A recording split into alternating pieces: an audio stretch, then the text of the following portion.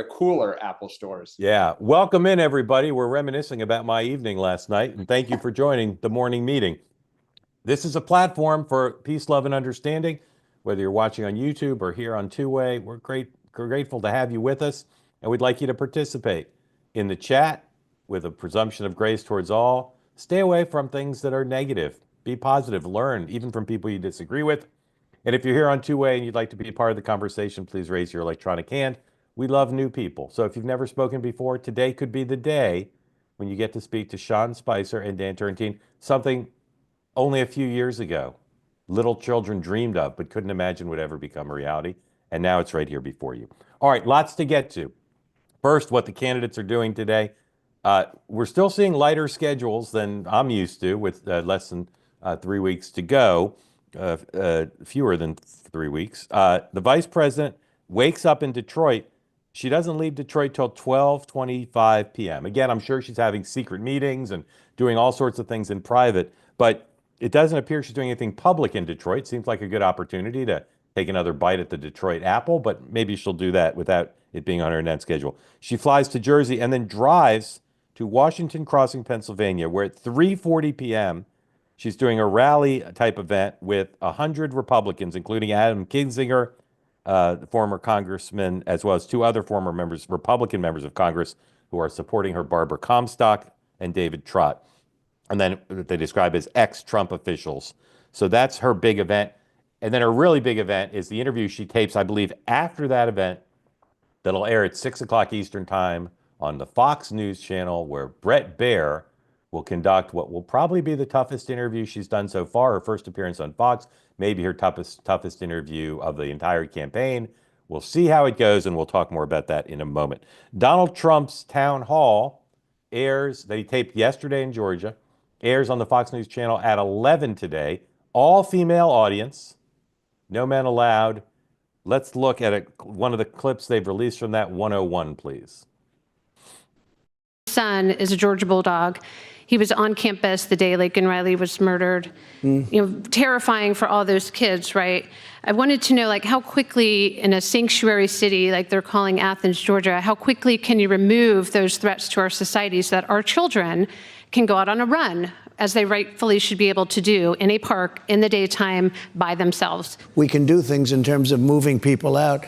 We can move them out of the sanctuary cities. We're going to end all sanctuary cities in the United States, and we're going to go back to normalcy, and we're going to have law and order.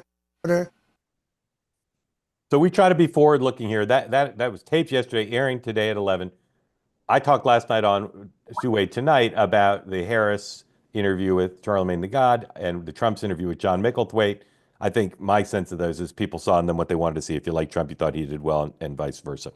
10 o'clock tonight, Trump's town hall with Univision airs, which I believe is being taped today in Atlanta, I think. I'm not sure exactly when. And Univision says the audience is made of Latino voters who qualify themselves as undecided. It's an interesting way to describe it. It suggests a certain laziness on their part. Like, if you want an audience of undecided voters, spend the money, hire a squadron of bookers, and get truly undecided voters. The Harris audience was filled with people, I don't know if they described themselves as undecided. There were a lot of Harris supporters there. Be interesting to see if Trump gets a lot of Trump supporters or whether they're truly undecided, don't know. Tim Walz is in Potomac, Maryland, near where I grew up, where Congressman David Trone and June Trone and the Snells are hosting a reception for him at a time TBD.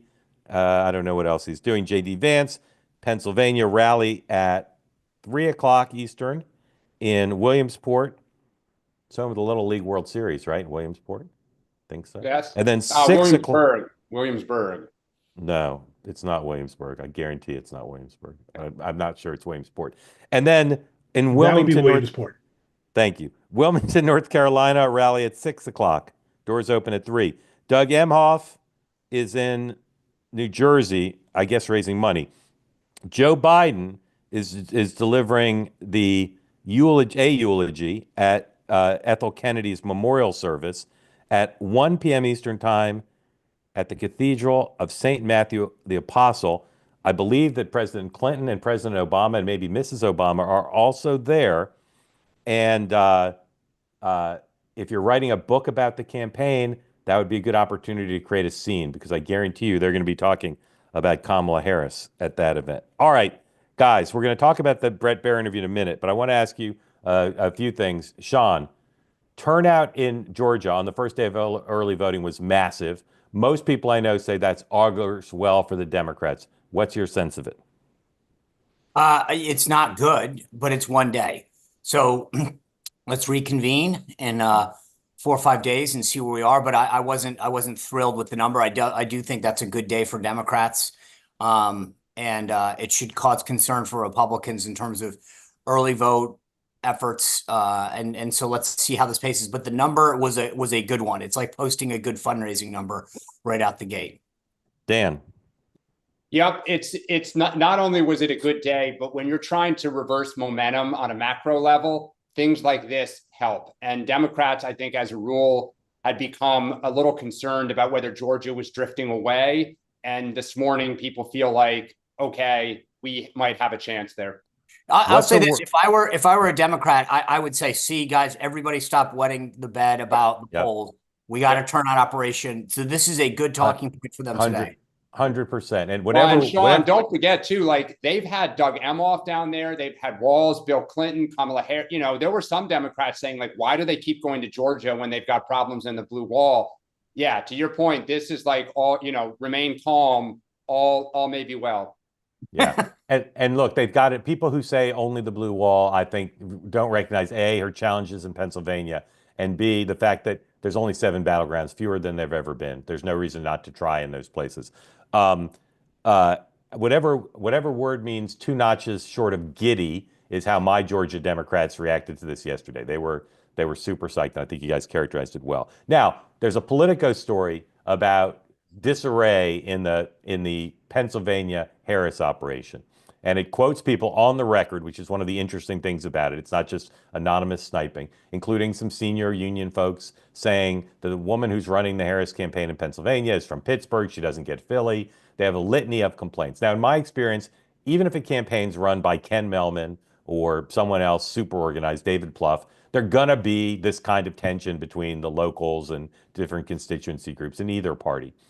But the timing of that story and the fact that it's about Pennsylvania, the most critical state on the map, I wonder, Dan, if you're sitting in Wilmington today reading that story, and the campaign knew it was coming, they did everything they could to try to have people to tamp it down. But is that story just like an aberration, or is that potentially a real problem for the Harris campaign? And is it possibly an indication that some people think they're going to lose and they're trying to point fingers early?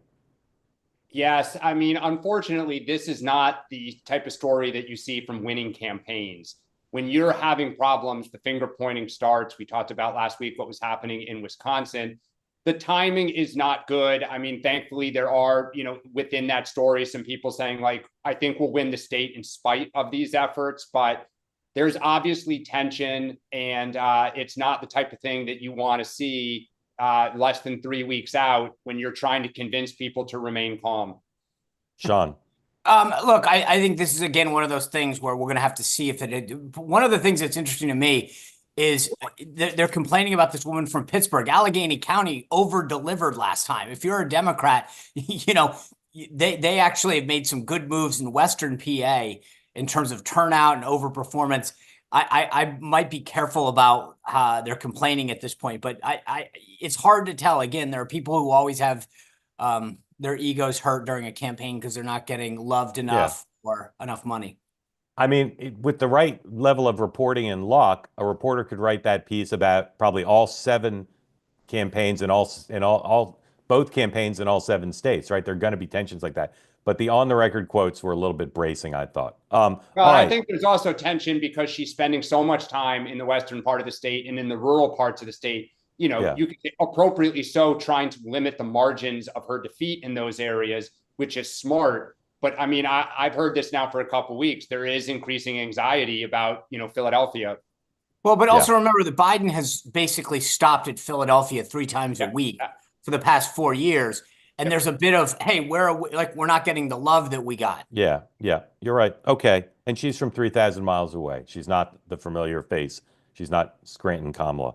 All right. NBC has a story on the web about how Michelle Obama has yet to campaign for Kamala Harris or even hold a fundraiser for her. It says multiple sources say she eventually will. I keep hearing Nikki Haley is going to campaign with Trump. So let's put this in the positive. Assuming those things happen, how big a deal will it be if you see them out with the candidates or on their own? I mean, Michelle Obama is the most popular figure in politics, almost, or even outside of politics. So it's great if every member of the team is out on the field. Yeah, look, I think that I don't think there's a ton of first of all, I don't put a ton of stock into surrogates. They're kind of like VPs. I think they help. They're great to raise some money. They're good to get people out. But you win a news cycle, register some people to vote. Right. I mean, but that being said, I think Nikki's done a ton of interviews. She's been super helpful. I don't think seeing her side by side is going to make a difference, but I think it will for the media. So NBC News will be like, she finally appeared with him, and you'll get some earned media for that. I do think it's interesting, not so much for the campaign, because I revert to what I said a moment ago, but when you write your book, the Michelle Obama, Jill Biden, where were they? This is I get she doesn't want to say it, but why are they not saying it? We got to go out there and rally women. We got to really black women. Well, Jill Biden campaigned extensively yesterday. She was like all over the place last couple of days. She did.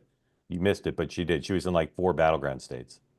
One thing I'll say about Nikki Haley, though, is as Harris starts to rally around this message of Trump is a threat and chaos, trying to appeal directly to Haley voters. Or to come out and say, no. I am still all in for Trump and Trump. I generally agree about surrogates, even the vice presidential candidates, but I think Nikki Haley campaigning with Trump would be a big deal because, Sean, you say she's been supportive. She's trashed him at least once on her podcast. Like she's not been supportive. And they told me a while ago they were going to campaign together. I'd be curious to see, like Pennsylvania, Philly suburbs, whatever. All right. The Brett Baer interview to me is massive. Now, it may be a nothing burger, but I doubt it. Brett's going to ask hard questions. She's obviously going to be super prepared. So, guys, we're going to do a little role play here. Each of you is playing Nikki Haley. Sean first. I'm going to ask you a question as if I'm Brett, and I want you to give your best answer. I'm playing Nikki Haley? I'm sorry, you're playing Kamala Harris. Kamala Harris. I want you to give your best answer, not some parody answer like I love the middle class. Your best answer, Sean. All right, ready? Here we go. Yeah. Madam Vice President, tell us the story of Laken Riley and what you think it says about America. Brett, we've had a broken border for decades under all administrations. And I'm the only one in this race that's prosecuted people who have come over this border illegally. And I'm going to fight hard to make sure that we prosecute people who are here illegally. And no parent should have to go through with what her parents went through. And no community should feel unsafe. Bill Clinton said the other day, out campaigning for you, that the alleged killer had been properly handled and processed, this death wouldn't have happened. Is that judgment you agree with? Well, as I said, this has been a problem that has plagued both parties for decades, which is why on day one, I will sign that bipartisan bill that conservative Senator Jim Lankford of Oklahoma put forward. It's me who will bring that bill back. I will sign it. I will add new border agents. No parent should have to go through this, which is why I will be the one to sign that bill. I noticed finally, Madam Vice President, you did not use Laken Riley's name. President Trump talks about her quite a bit. Can you tell us the story of what happened on the day of her death? Brett, I don't want to get into details or invoke a person, and it's obviously very personal for her and her family. But as I said, I'm going to make sure that there isn't another instance that occurs. All right, Dan, how'd Sean do? By the way, I didn't tell Sean what the questions were going to be. He did excellent. He did excellent. Yeah. Yeah. No, I don't normally read the chat, but I saw somebody say you were a little robotic, not enough emotion. No, I mean Okay, Dan, ready? If she can be as cool, calm, and collected as Sean, it'll be a good interview. Yeah. All right. Please folks, don't give her any ideas. Lots of hands up already, but if you'd like to be part of the conversation, particularly if you never have before, particularly if you live in a battleground state and you're undecided, please raise your hand, and we'd love to get you in just a moment after Dan gets his turn to play Vice President Harris. Dan, ready? This will be the opposite of cool, calm, and collected. Yep. All right. Don't yell at me. Don't say, Brett, this is typical right-wing claptrap, which is why I've never appeared on this network before. All right, here we go. Madam Vice President, there's been a lot of focus on the apparent loss of mental acuity on President Biden. Could you tell us what you saw and whether anything you saw in public or in private with President Biden ever gave you pause about his capacity to do the job? Brett, I think that every day Joe Biden and I worked closely together, and he had days where he was strong, and boy, I'm not even sure, Mark. All right, Sean Pinchot, take over. Same question. Go ahead, Sean. Brett, we've got to stay focused on the future. There's a ton of problems that Americans are facing. I'm committed to solving those problems, and I don't think we should be looking backwards. I think President Biden did the right thing by stepping aside. I was honored to have his support, step into this role, and receive the overwhelming support of the delegates at our convention. And right now, I'm trying to focus on the future. Okay, I understand you're focused on the future, but this goes to some voters.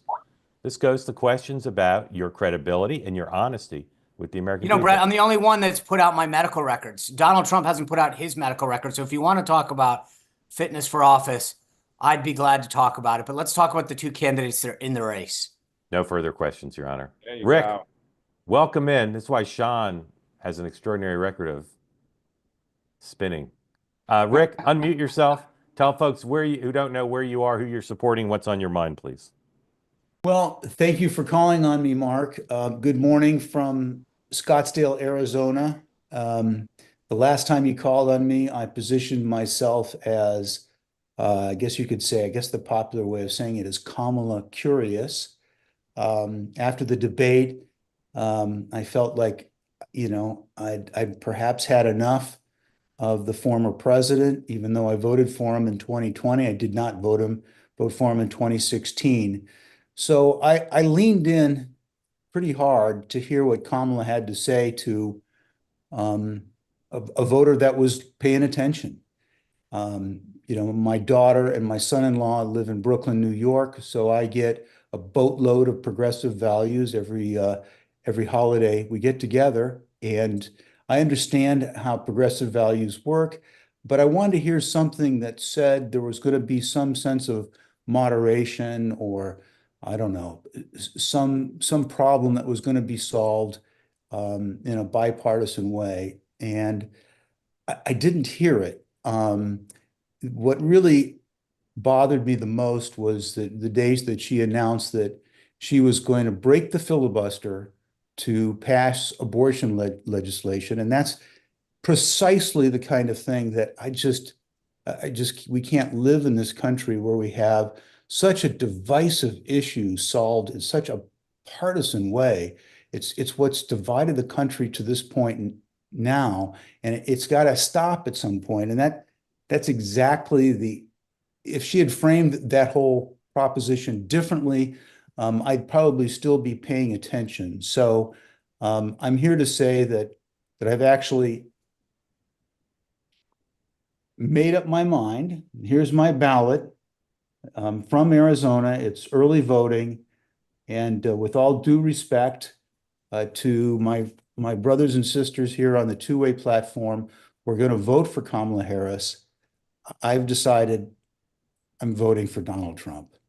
All right, Rick, thanks for sharing all that and explaining it. I was thinking just this morning, she's doing this event with Adam Kinzinger and others. It's very hard to be the unity candidate, even against someone as divisive as Donald Trump, if, as you point out, you're for eliminating the filibuster, right? That's very hard to square that. And I think that's a tension in her message that hasn't been commented on enough. Rick, what about the fact that President Trump danced for 30 minutes at a rally?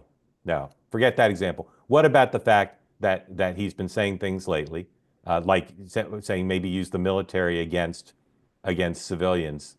Is that nothing he said lately has been countervailing enough for Kamala Harris? Well, as we all know, as Sean has said a dozen times on these morning meetings, Donald Trump is going to say what Donald Trump says. That's just who he is. He talks that way occasionally. I got to tell you, I'm very fearful of what will happen in the country if he is reelected. You know, it's easy to see riots breaking out on the other side of the equation, because there's just such a hatred Yeah. for Donald Rick, Trump. I'm gonna ask you one more, and then I'm gonna turn you over to Sean and Dan for questions, 'cause I'm sure they'll have them. Okay. Do you mind telling us in that sealed envelope who'd you vote for in the Senate race and why? Well, I don't think I would could bring myself to vote for Ruben Gallego. He's just too progressive, just on the face of it, just going in. Now, Carrie Lake is clearly a flawed candidate, as a result of her, I guess, election denialism, having lived in the election in 2018 or excuse me, 2020 and 2022 in Arizona. I can tell you it wasn't smooth sailing for either Yeah. election. Rick, you're the master of suspense. Who'd you vote for, dude? I'm sorry. I That's all didn't right. mean to That's all right. carry the lead here. I'll be voting for Carrie Lake. All right. Rick, I want to clarify one thing and then turn you over to Dan. There are people in the chat saying you're basically just a Republican. You were never really going to consider Harris. You were always going to vote for Trump. Just characterize yourself. How open were you to voting for Kamala Harris? Well, I've been a Republican for most of my life, but not all of my life. So there have been times in my life where I have voted for other candidates. Yeah, but you were truly open to voting for her. I spent probably a week giving this Yeah. serious consideration. Okay, Rick, thank you. Dan, question for Rick if you have one, if not, Sean. Yeah, so I just want to make sure I understand this. So you found Harris to be too divisive? Is that in summary? Well, I think she positioned herself. Listen, I'm a sucker for, peace, love, and understanding. And if I heard some peace, love, and understanding coming, in a tangible way, I would have been persuaded, that the whole, after the debate, the whole turn the page messaging and all the rest had me, really thinking hard about the way I'm going to vote. But I didn't hear that reinforced in a tangible way. And again, so you thought basically then that the policies that she was proposing were not going to ever garner bipartisan support, and so it was too partisan? Is that kind of? Well, no. I guess the policies are one thing. Getting them through Congress is a completely other thing. Absolutely. And breaking the filibuster, in Arizona, Kristen Sinema, through her political career on the ash heap to keep the filibuster. And that's the kind of political courage that if I'd seen some semblance of political courage out of Kamala Harris, I would still be thinking about it. But I saw just the opposite. If Sinema was still running for the Senate, would you vote for her? Yes. Okay. The only thing I want to know is when do they pick up the mail? Huh. Rick, but you think I'm gonna drop it off at the post office. Good. You think then that Trump will be less divisive, will not try to end the filibuster, and will be able to get more things done with Democrats? Is that kind of in short? Well, that's a very good question. Maybe I you think need to that's a unseal very good that. question. I mean, Unseal that thing. Listen, I can only go by what happened the last time. There was, a lot of very slim votes that took place, in 2017 over the tax reform. I still don't quite understand how the rules have to be 60 votes for certain laws, but then when you're spending money, you don't need 60 votes. That part of it, concerns me. I guess they did break the filibuster for the Supreme Court, but that was a precedent that Harry Reid decided to actually blow apart. Once these things, it's a slippery slope. And Hey, Rick, let me ask you a question, okay? So I'm sorry to be burying the lead that's all right. every time. I'm sort of that's all right. thinking in real time, and I will say, I don't know whether it'd be less divisive or not. Yeah. Okay. Rick, let me ask you this, right? You were an undecided voter. There's 3 weeks to go. Kamala Harris could wow you on Brett Baer tonight. I'm not criticizing you for casting your ballot, but given you're somewhat ambivalent, why not wait until the end? Because they're going to do stuff that may impact you. Go, Rick, go. Just go. Go. Well, I don't mean because I'm trying to convince you not to vote for Trump. I'm just trying to understand the mind of the ambivalent voter. Or is it just because you want to cross it off your list? Yeah, if you can understand my mind, then please get in touch with me right away. But listen, ever since that filibuster question came up, or actually it wasn't a question, it was an announcement, and I started replaying in my mind how we're going to pack the Supreme Court. That was Joe Biden's latest idea, and all the rest of this stuff. And then came, the whole media tour and all the rest. And my concerns continued to grow that not only was her politics going to be divisive and very progressive, but also that she doesn't have Kristen Sinema's political courage. I mean, I think that was pretty clear. All right, Rick, thank you. Enjoyed having you on. We still welcome you back, even though you've already voted, or you're about to. So thank you. Very much appreciate it. All right, Anish, come on in. I once did a live hit from the Stairmaster, so I'm very grateful to you for joining us. I know you're working out. You don't need to stop Mark. if you can do both. No. Well, welcome, and tell folks who don't know where you are and who you're supporting and what's on your mind, please. Thank you, Mark. So my first vote was 2008 for Obama. I was back at Purdue in Indiana at the time. And as you guys know, 2008, Indiana went blue. It's been Trump ever since then. 2020, I was on the fence. Again, I was probably hooked to the idiot box, as they say. But then we live and we learn. So where I am right now, I mean, I'm in Las Vegas, Nevada, but I vote in the state of Georgia. So as you know, Atlanta is changing rapidly because ever since COVID broke out, like Miami, like Austin, you're seeing a lot of people move out to the Southeast. And that's kind of changing voter demographics quite rapidly. And what we're seeing today, and it goes back to what Sean was talking about, is there is a lot of enthusiasm for voters on both sides, really on both sides. But that being said, part of my job is data analytics. And when I crunched the math of 2020 and extrapolated that for 2024, and this is where I kind of want you guys to chime in, it's looking like Georgia might slip away from Trump. He could very well carry Pennsylvania and Michigan from my math, but Georgia is kind of looking like 2020 to me. Just want to get your thoughts on that. And obviously you guys are way more experienced than I am, but that's something that I kind of want to highlight. Yeah. Did you say who you're voting for? Oh, Trump for sure. Yeah. Yeah. I thought you suggested that, but I wasn't sure you were following through. I'll start briefly and then Sean and then Dan. I mean, sure. There's reasons to believe, particularly after yesterday, that Georgia could be like it was in 20 in the Senate races as well. And as we all know, in southern states, if Democrats can up the contribution of the vote from black voters and win the normal share, they're unbeatable. And there's reasons to believe that a woman of color at the top of the ticket could do that. So I think she could win Georgia. I don't make her the favorite there, but I do think she could win. Sean.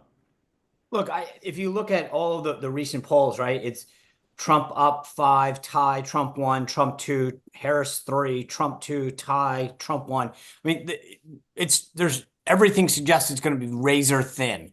I think Trump has an edge. Yesterday, as I said, concerns me. It's one day, but we had someone in the chat just point out that, like, look, you had a good chunk of those early votes come from rural counties. The rural counties actually overperformed where they were. That is potentially a good sign for Republicans if they're actually going and getting out the vote. We obviously don't know. But I think you're right. Like, this realignment post-COVID is something that a lot of folks are talking about, both in North Carolina and in Georgia. I am concerned about it. We'll find out in a few days. The one nice thing for us is that when Trump agreed to play nice with Brian Kemp. Kemp is very popular. He's got a good machine. He's turning it out for Trump for, who cares, a myriad of reasons. But that is a very positive thing. So if they were still feuding, and Trump was still going after him, I would have a lot more heartburn about where Georgia is. But I don't think we're looking at a massive win in Georgia, but I think we edge it out. Dan. And Yeah, Sean, do you guys think North Carolina could give Trump a bigger lead than Georgia when everything is said and done? Could. There are people in Yeah, Harris's Georgia, camp that think North so. Carolina worries me because of the storm. And I've talked to a lot of folks in the last 10 days, and I asked the same question. And there's two problems. I think that the municipalities and the state government are doing everything they can to help people vote, right? The problem is that where is that on your priority list if you're still having trouble getting basic necessities, your road isn't entirely cleared, you don't know where you're spending the night. It is a massive unknown factor. And when I asked Robert Cahaley how much fidelity we have in the polling, he said none, because it's a huge swath of voters that are traditionally for Trump that we just don't know now in terms of their ability to actually vote. Dan, before you answer, I warn our affiliates we're going to run a little bit over. Dan. Look, Democrats are more optimistic today than they were before. I think Georgia's an interesting state because in 2020, it's one of the states that Biden sent Harris to the most. She was down there quite a bit, and they kept telling people who would listen, watch out, watch out. Obviously, Stacey Abrams kind of showed a playbook a little bit. She personally came up short a few times.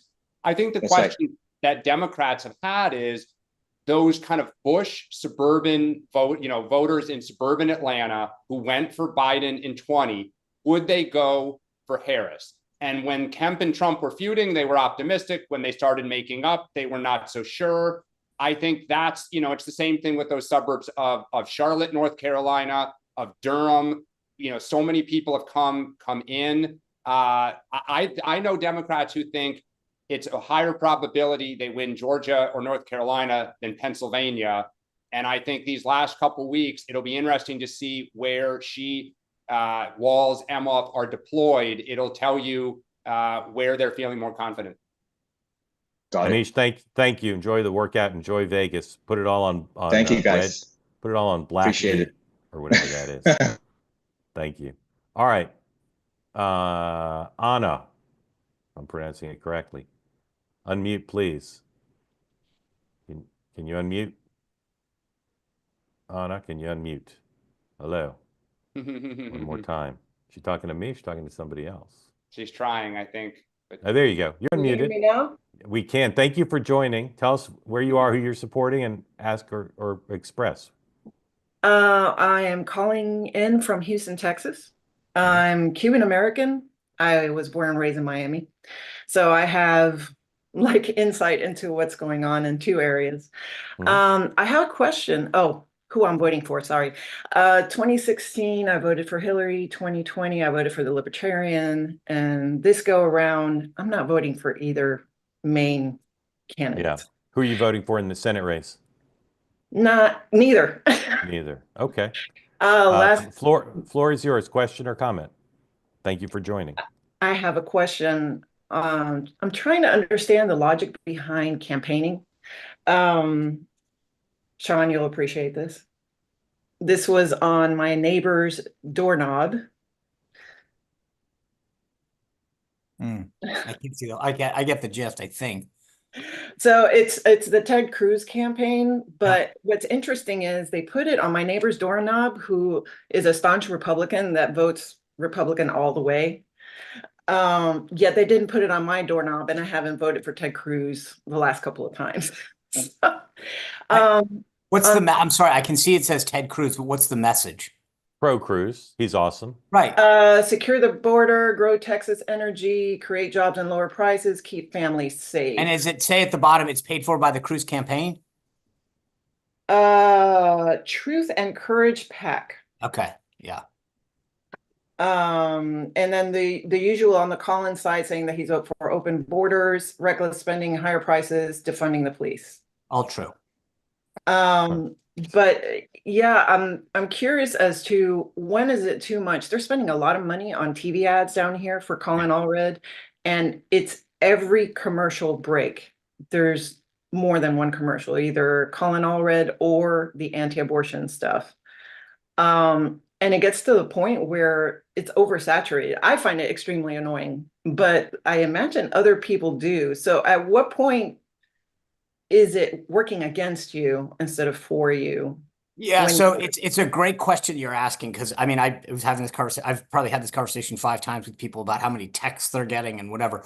Number one, on that personal side, if you want it to stop, vote, because they will generally purge you from the list as soon as you cast that ballot.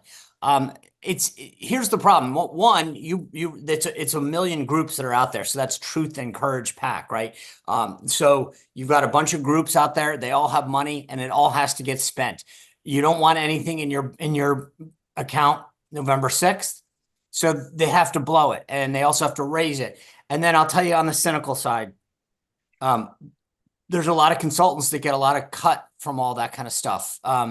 And so there's a cynical piece to this, which isn't what's driving most of it. But at the end of the day, everybody gets their cut. So if you don't put an ad up, then the guys who are getting a percentage of the buy, as we call it, they don't get their percentage, right? So this is not about, you don't get any credit for having money in the bank on November 6th. So they're going to spend it all.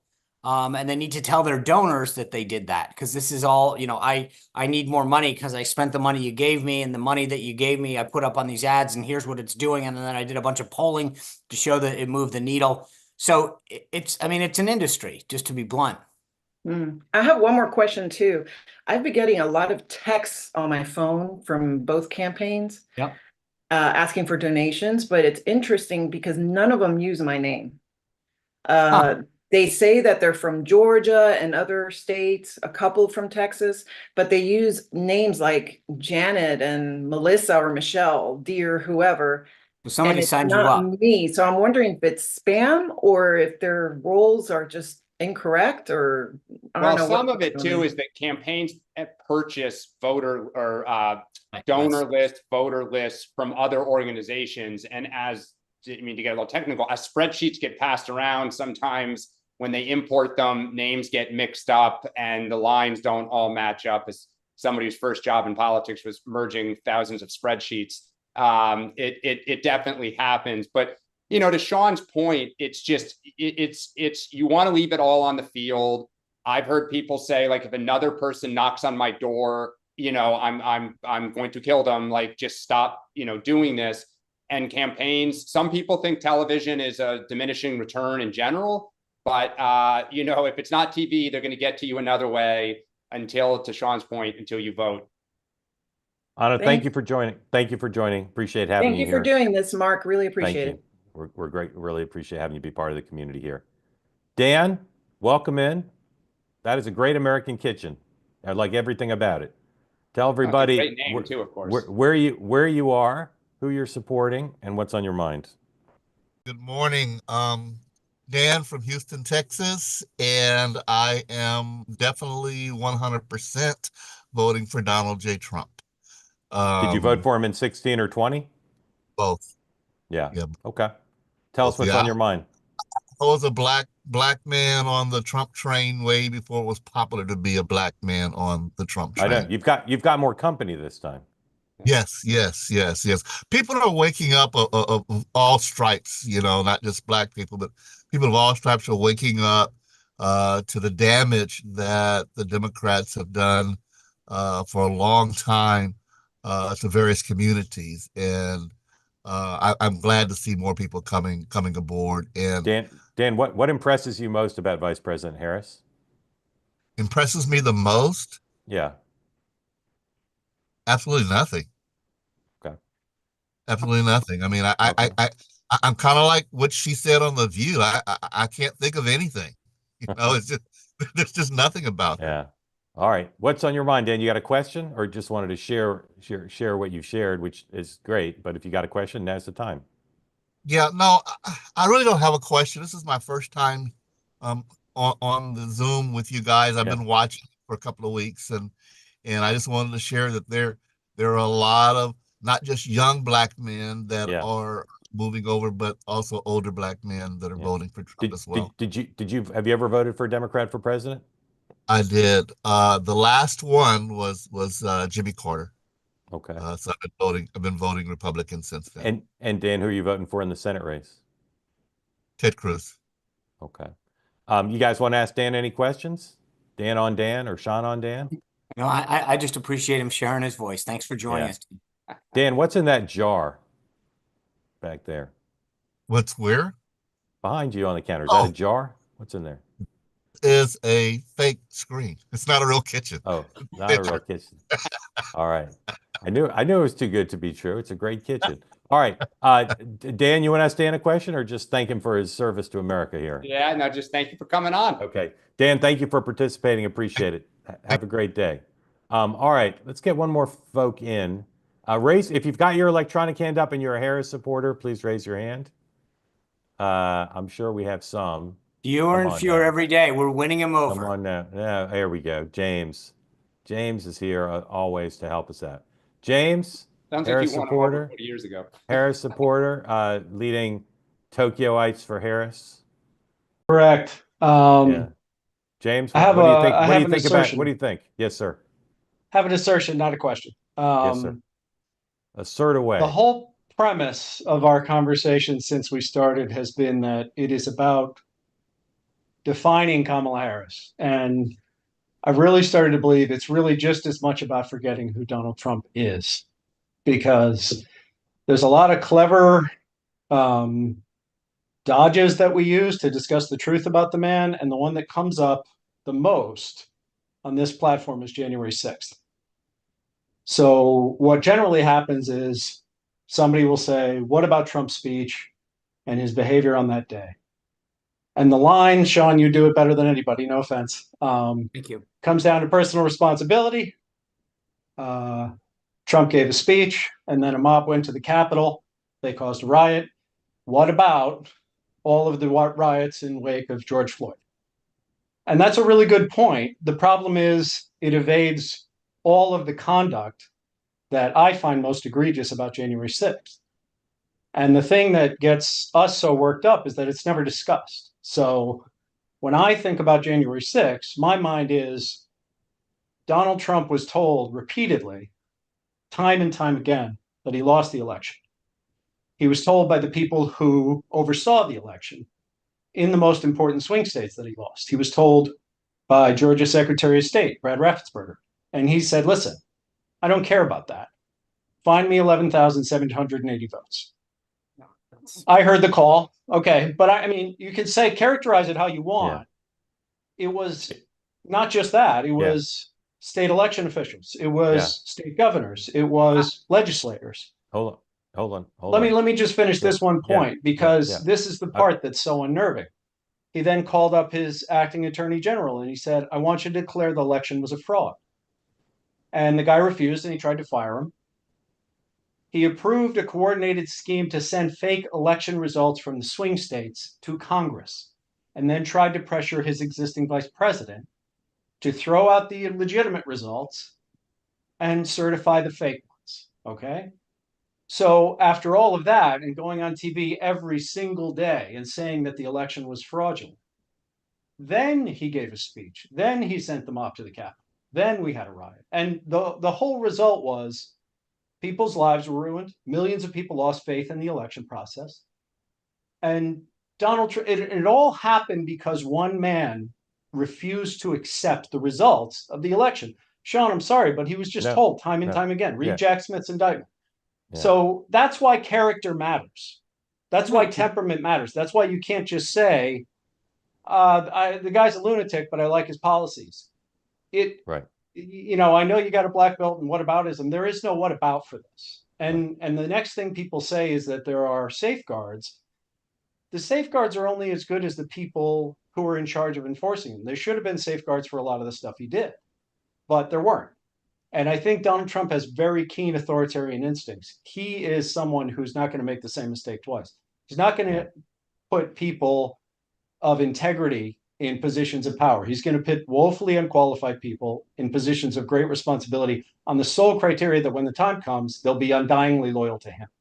Right. So James, sorry, go ahead. No. Thank you very much. I'm going to say a few things. I know Sean and Dan want to also. I don't want this to turn into the 4-hour episode I joked about, but I'm very glad you said what you said. my knowledge of the facts suggests that you were mostly correct in what you said. Sean's going to disagree with that. I know he's making copious notes. Let me say a few things. There's some people in this country who are regulars on this platform who would like us to every day relitigate January 6th. And I say that not judgmentally. I just know there are people who feel like that is the most important thing, and we should be talking about it rather than nitpicking the tone of a Kamala Harris answer or whether she used an accent. I totally respect that point of view, and I know it's the view of tens of millions of people, so I fully respect it. What I don't like is people characterizing this platform as pro-Trump, because it's not. And people who say it's I don't think drifting, it is. I know you don't, but I'm speaking to other people now, both in the chat and who are contacting me regularly. This platform is not pro-Trump, and in fact, it's not pro-Trump in its intention, but it's also not in its audience. I've encouraged people who are pro-Harris to raise their hands more. I don't know why they're not. I know they're there because I know who a lot of the people on here are, and I have data about people because they've spoken before. Okay, so there are a lot of Harris people on here, and I'm glad they're listening, but they should be participating. I don't want to go the last 3 weeks where all the hands up are pro-Trump people. The undecided's deciding. No, James, I'm not addressing this to you. I'm addressing it to people. Reaction to what you said. If people think it's too pro-Trump, come on and speak and do what James did, which was, as well as anybody I've heard of late, explain why he thinks there's nothing that offsets what Donald Trump did on January 6th. And again, that's the view of tens of millions of people. And it's not an insane view. It's not a Trump derangement syndrome view. It's a very principled, thoughtful view of what they think Donald Trump did and the significance they attach to it, as opposed to Kamala Harris changing her accents, or even Twitter suppressing Hunter Biden's laptop, or even Kamala Harris refusing to take accountability for the border. That's a reasonable point of view. And the Trump people on here who are in the chat right now denouncing James, you just shouldn't do it. It's a reasonable point of view. And James, unlike some people on the left, including members of the committee, was mostly factually correct. And to the extent he wasn't 100%, I don't think his errors were dispositive or disqualifying in terms of the point of view he's suggesting. If Trump wins, and today I think he's the favorite to win, if Trump wins, the people like James are going to have to come to terms with an America in which their fellow citizens chose someone who did things that James and his colleagues think are disqualifying. They're going to have to do that, and they need to be prepared to do that, because Trump might win. Okay? And if Trump wins, and you're one of the people in the chat complaining about James and accusing him of Trump derangement syndrome, you need to come to terms with, if Trump wins, it's going to be really narrow, and he may not have control of the House. And even if he does, there's going to be a filibuster in the Senate. You need to come to terms with your responsibility to reach out to people like James and understand how painful this is going to be for them if Trump wins. Okay? Sean. Thank you. Yeah, I would just say, unfortunately, we don't have the time, both for all of you and for me, to go through. I think this is literally like a 4-hour conversation. Yeah, it is. It is. So I'll just, as I was making some points more than anything else, and they're in no particular order, but I would just say this. I have had my personal views on January 6th known for a while. As a guy who worked there for, I think it was 14 years, I took it very personally what happened up there. Okay. So I've worked there. I've lived there. I've spent more time in the Capitol than I care to count. So it was a very personal day. And if you ever want to go back and rewind the tape, what I said on air on that day, you're more than welcome to. It was not necessarily popular on my side, but I do not excuse the behavior of anybody who did what they did on that day. So just to be clear on that, the role of President Trump in particular is, without getting into it, I don't fully agree with. Could he have done more? Yeah, I do think so. And I've said that before. But I also believe that, again, if we want to go down a rabbit hole of who's caused more violence and being accountable to your words, we could spend the rest of the week on that topic. You want to look at things that happened. I'll just tell you, in the last 24 hours, the texts of Cassidy Hutchinson have come out from the January 6th committee, where you see what Liz Cheney did to subvert her ability with her attorney. I mean, I guess my point is, you want to talk about one side versus another, democracy and all this stuff. I can be here all day because it's been amazing. Sean, respectfully, Sean, There's no comparison between the Liz Cheney text Mark, and what Donald Trump did. There's just not a comparison. No, I didn't say there was a comparison, Mark, so don't put words in my mouth. Let me talk if you're going to let everyone else talk. I'm making my point. I said that there were several points that I wanted to make. I do believe, James, I don't agree, and I don't have the time to go point by point with your interpretation of the timeline of what he said or the people that you're holding up as some so-called, say. I don't think that Jack Smith is exactly an arbiter. Well, let's keep. Let me just. I didn't interrupt you. Please don't interrupt me. Go ahead. Go ahead. I will just say this. I think when you want to look at the election, and again, this is you had states that I think on our side changed their laws and the way that they conducted an election under the false guide of COVID, and no one said a damn thing on your side.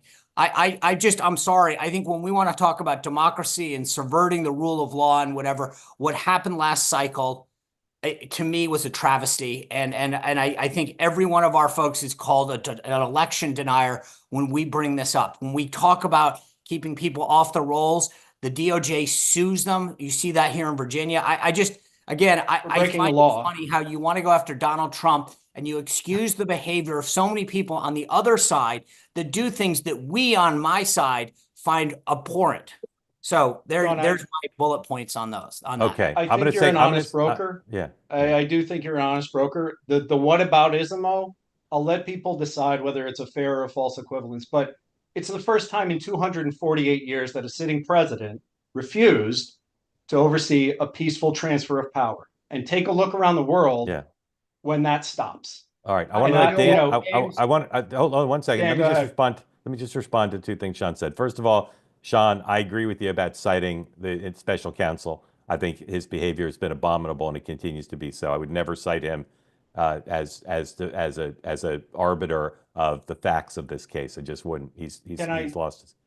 No, I don't want you to. Can I interject and just note that all of the evidence is coming from testimony, not from Jack Smith himself, from people in Trump's orbit and Republicans. There were no Democrats in the rooms. That's and on the issue, okay, but on the issue of conflating, denying that, contending that the election was quote unquote stolen, conflating that with all of the irregularities, some COVID driven, that you cite, Sean.